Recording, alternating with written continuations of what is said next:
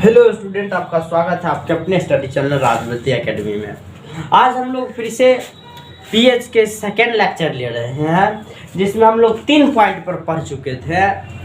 पहला पढ़े थे कि दांत पर प्रभाव पीएच का पढ़े थे, दूसरा पढ़े थे मिट्टी पर, और तीसरा पढ़े थे पाचन तंत्र पर। यही ना था, 3 हो चुका था। आज हम लोग फिर से पढ़ेंगे अगला में चौथा कि बर्तन पर पीएच का प्रभाव, बर्तन पर पीएच का प्रभाव, जलीय जीव पर पीएच का प्रभाव। ठीक है, जलीय जीव पर पीएच का प्रभाव, बर्तन पर पीएच का प्रभाव, और थकान के समय। ठीक है, यानी कि जो शारीरिक कार्यक्रम में पीएच का प्रभाव। तो इस 3 के बारे में हम लोग आज फिर से क्या करेंगे, पढ़ेंगे। चलिए लिखिए सबसे पहले।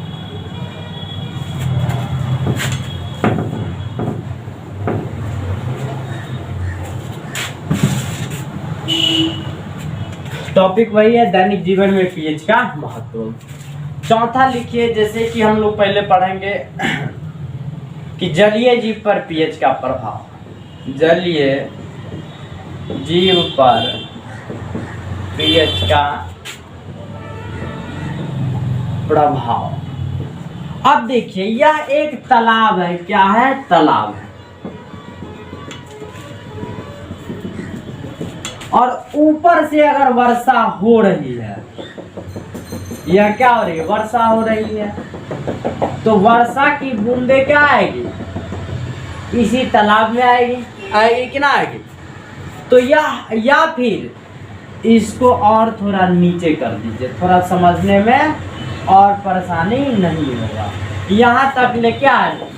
पोखर है या फिर कोई तालाब है। तो यहाँ का तक का जो पानी होगा और यहाँ तक समतल भूमि है। मान लेते हैं यह क्या, किसी का घर है, इसी तरह का घर है सीढ़ीनुमा। तो यहाँ पर भी जो बारिश होगा वह धीरे धीरे टपक कर पानी इसी में जाएगा कि नहीं जाएगा? बिल्कुल जाएगा भाई। ऊपर से क्या वर्षा हो रही है, नीचा क्या तालाब है, यह क्या सीढ़ीनुमा घर है, सीढ़ीनुमा घर है। ठीक, अब यह पानी नीचे की ओर जा रही है। तो वर्षा जो होती है अम्लीय होती है। कैसा होती है? अम्लीय। वर्षा की जो पानी होती है जिसको अम्ल वर्षा, अर्थात वर्षा की पानी जो होती है वह अम्लीय होती है। अम्लीय अर्थात यह खट्टा लगता रहता है। देखिएगा ना, तो यह खट्टा लगता रहता है। कभी भी वर्षा के पानी हमेशा खट्टा लगेगा, खट्टा खट्टा। अब यह क्या, वर्षा के पानी अम्लीय अर्थात अम्ल वर्षा है, अम्ल वर्षा। कोई वर्षा दूसरा नहीं है, ये अम्ल वर्षा है। वो वर्षा कुछ अलग होती है और ये वर्षा अलग है। अम्ल, ये अम्ल के साथ है वर्षा, एक वर्षा अकेले होती, फ्री स्टेट में घूमती रहती है। अब देखिए अम्ल वर्षा में, तो अम्ल जो वर्षा का पीएच मान होता है 6.5। कितना होता है? 6.5 होता है अम्ल वर्षा के पीएच मान। अब यह जो क्या करता है, अम्ल वर्षा के 5.6 होता है, अम्ल वर्षा के पीएच मान 5.6। अब देखिए यह अम्ल वर्षा, तो अम्लीय हो गया पानी। अब इस नदी में गया, नदी में मछली है भाई, क्या है? मछली है, और पानी आपका अम्लीय है। तो पूरा पानी क्या हो गया? अम्लीय हो गया। पूरा कंटेनर ही अम्लीय हो जाएगा। और जब ये अम्लीय होगा तो जलीय जीवों का वृद्धि और विकास धीरे धीरे बंद होना चालू हो जाएगा। क्यों? क्योंकि भाई खट्टा है। अगर हर एक समय आपको हम खट्टा पानी पिलाते रहे, दही पिलाते रहे, तो क्या आप जीवित रहिएगा? नहीं जीवित रहिएगा। आपको चाहिए कि उदासीन, हमको पानी चाहिए, खाना चाहिए। कभी कभी हम लोगों को इन सर्टेन कंडीशन, यानी कि निश्चित स्थिति में हम लोगों को कभी कभी खट्टी वस्तुएं नहीं मिल सकती, यानी बढ़िया लगती है, लेकिन हर एक समय तो नहीं। In our domestic life we are use the sour food, so it is the harmful for our health. यह क्या हमारे लिए बहुत घाटे का चीज़ है। अगर हर एक दिन हम खट्टी वस्तु को खाते हैं तो धीरे धीरे मेरा खून भी क्या हो जाएगा? खट्टा हो जाएगा, और जिसके कारण हम कई बीमारियों से जूझते रहेंगे। तो यह हमारे लिए बेहतर नहीं है। हमारे लिए बेहतर है कि मेरा पानी उदासीन होना चाहिए, प्योर होना चाहिए, घर का भोजन साफ सुथरा होना चाहिए, यह सब है। लेकिन पानी अम्लीय है अर्थात पीएच मान 5.6 है, तो इस मछली के लिए भी क्या आवश्यक है, क्योंकि पानी अगर 7 पीएच मान है तो हम लोग खूब पीते हैं पानी को। कहीं कहीं का पानी बहुत शुद्ध होता है जिसको हम लोग कहते हैं मीठा पानी, बहुत बढ़िया लगता है। 200, 300, 400 फीट का पानी हम लोग पीते हैं, बहुत बढ़िया लगता है, पानी शुद्ध है। लेकिन वही पानी 60 फीट पर का पीजिए, अम्लीय पानी हो चुका है, पानी बर्बाद हो चुका है, पानी क्षारीय हो चुका है, विभिन्न तरह के इसमें अब तत्व मिल चुके हैं और जिनसे उनका क्या हो रहा है, वृद्धि और विकास, दांत पीला हो जाता है, कपड़े उजला ये भी पीला हो जाते हैं। तो यह क्या बहुत खराब है, बैड है।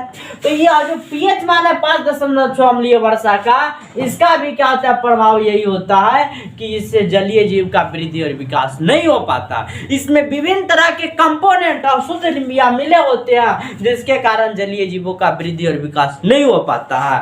तब हम इस प्रभाव को रोकने के लिए, अम्ल वर्षा के प्रभाव को हम लोग क्या करते हैं, तो हम लोग चूने का उपयोग करते हैं। देखते होइएगा छठ के समय हम लोग चूना छींटते हैं नदी में। कारण क्या है कि चूने अर्थात चूने का चूना जो पीएच मान होता है काफी ज्यादा हाई हो जाता है, लगभग उसका पीएच मान होता है 10, चूना का पीएच मान।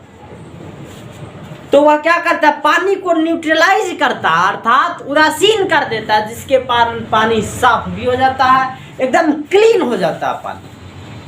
तो इसीलिए हम लोग चूने के पानी का उपयोग करते हैं। अगर अत्यधिक मात्रा में वही उपयोग होता है तो वह भी मछली के लिए हानिकारक ही है, लेकिन अति कोई काम नहीं होना चाहिए। तो पहले टॉपिक देखिए क्या करा, जलीय जीवों। तो पीएच मान 7 रहने पर ही जलीय जीवों का वृद्धि और विकास संभव होगा। यदि पीएच मान 7 नहीं है तो जलीय जीवों का वृद्धि और विकास संभव नहीं होगा। अगर पानी अम्लीय है तो उसमें भी जलीय जीवों का वृद्धि और विकास नहीं होगा। यदि पानी क्षारीय है, आप कहिएगा सर जी वर्षा तो क्षारीय ना होता, कभी वर्षा के पानी तीखा नहीं लगता, फर्क करवा नहीं लगता। देखिए तो जो इंडस्ट्रीज से जो निकला हुआ वह पानी है, वाटर है, वह जो इंडस्ट्रीज से निकलता है तो वह सब एक फोम बनाता, उजला उजला, ठीक है, उजला उजला क्या बनाता, फोम। देखते हुएगा कि यमुना नदी है दिल्ली में, बगल में इंडस्ट्रीज है दिल्ली का, तो वहां पे अभी जो प्रदूषण का कारक है बहुत तेजी से, अर्थात इस फोम का जो निर्माण हो रहा है, झाग उजला उजला होता है, यह काफी ज्यादा पॉइजनिंग इफेक्ट करता है, जिसके कारण मछलियां मरने लगती है, व्यक्ति भी मरने लगते हैं, क्योंकि पानी को क्षारीय बना देता है। और क्षारीय पानी भी अब लोगों के लिए आवश्यक नहीं होनी चाहिए। पानी होनी चाहिए अम्लीय, व्यक्ति होना चाहिए एकदम स्वस्थ, तब वह क्या करेगा, अपने जीवन में आगे बढ़ पाएगा। तो वही है जलीय जीवों का पीएच प्रभाव। तो जल का पीएच मान 7 रहने पर ही जलीय जीवों का वृद्धि और विकास संभव हो पाता है। यदि पीएच मान 7 नहीं है या फिर पानी अम्लीय हो चुकी है या क्षारीय हो चुकी है तो यह भी जीव जंतु के लिए आवश्यक नहीं है। अब अम्लीयता को दूर करने के लिए हम लोग चूने का क्या करते, उपयोग करते हैं, चूने का क्या करते हैं, उपयोग करते हैं। देखते हैं गांव में कभी कभी भैंस सब है ना जो खदा में के पानी पीती है, अर्थात गड्ढा रहता है इतना बड़ा और उसमें जाकर पानी पीती है।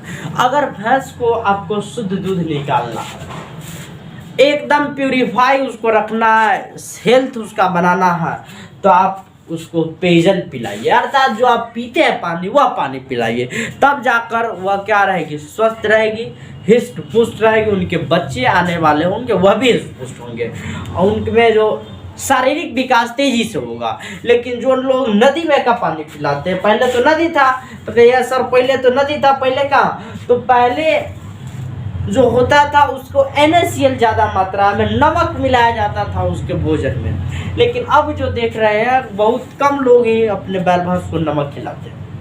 उन्हें पास ये भी संदेश नहीं जा चुका है कि NaCl यह क्या करता है, सोडियम क्लोराइड अर्थात एक लवण है, उदासीन है, और ये जब ये पानी में मिलेगा तो उसके उदासीनता को धीरे धीरे थोड़ा इफेक्ट करता है। इसके साथ साथ यह क्या कर देता है, कैल्शियम के बनाने में भी मदद करता है और घेगा रोग नहीं होता। भैंस को भी कभी कभी गलकंठ हो जाता है, जिसके कारण भैंस को भी घेगा रोग नहीं होगा।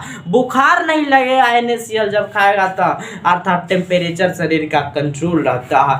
To control the temperature of the body we take the least amount of the iodine in the NaCl। हम NaCl में least amount of the iodine को क्या करते हैं, उपयोग करते हैं। तो सबसे पहले लिखिए जलीय जीवों पर पीएच का प्रभाव।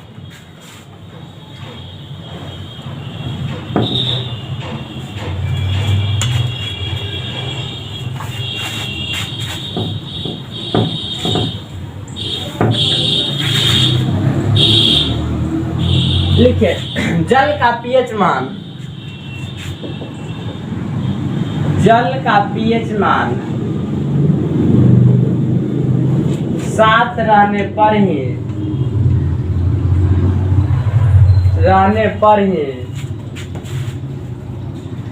जलीय जीवों का वृद्धि और विकास हो पाता है। वृद्धि और विकास हो पाता है। ठीक है। यदि जल का पीएच मान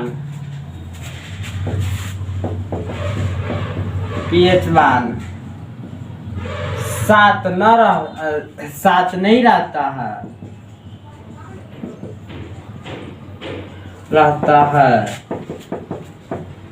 तो जलीय जीवों का वृद्धि और विकास बंद हो जाता है। तो जलीय जीवों का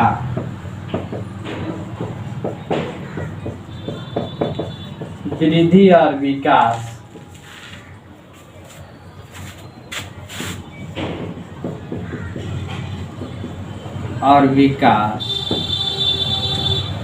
बंद हो जाता है। वृद्धि और विकास क्या होता है, बंद हो जाता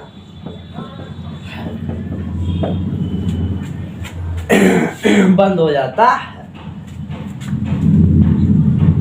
जिसके कारण बंद हो जाता। ठीक है। जल का पीएच मान 7 नहीं रहता तो जलीय जीवों का वृद्धि और विकास बंद हो जाता है।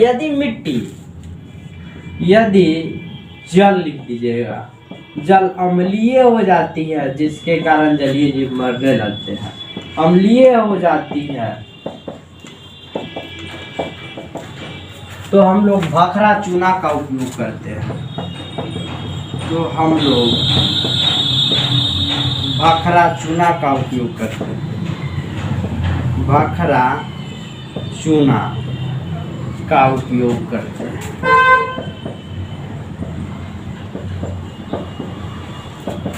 और यदि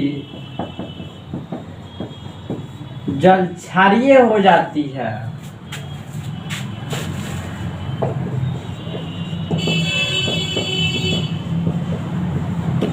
तब हम लोग उसे शुद्ध कर पीते हैं। उसे वल्लभीकरण विधि द्वारा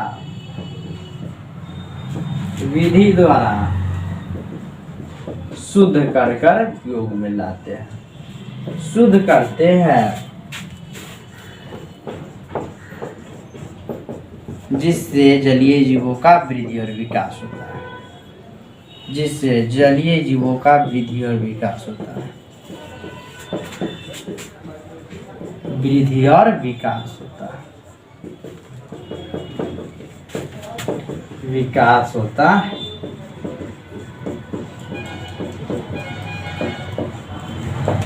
इतना सबसे पहले क्या कर लीजिए, नोट कर लीजिए।